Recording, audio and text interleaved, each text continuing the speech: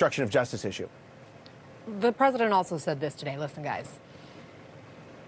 The men and women here today are on the front lines of protecting America's interest, defending America's value, and reclaiming our nation's priceless heritage. We have people in Congress, right now, we have people in Congress that hate our country.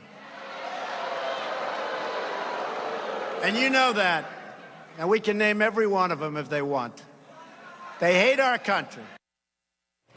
Sam, the idea of preserving heritage taps into historically darker times. Certainly, not only that, though, you say what we heard from the president in those remarks also could pose a national security concern.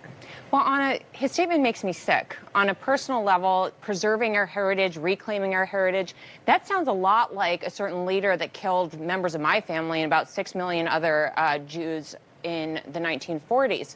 But on a national security level, the president talks about preserving our heritage as a catch-all for implementing policies that misallocate resources. He pretends that there are massive flows of illegal immigrants coming over our borders and is spending billions of dollars on a border wall emergency instead of paying attention to real national security threats.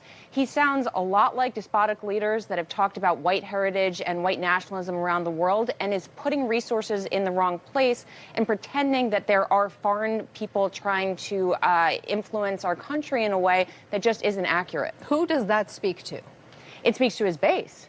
And it also, by the way, this whole CPAC speech, how many parts of President Putin's to-do list was President Trump trying to accomplish today? He denigrated our institutions, the Department of Justice and the U.S. Congress. He spread misinformation and conspiracy theories. He undermined the credibility of several of our institutions. He sowed divisions. He sowed confusion.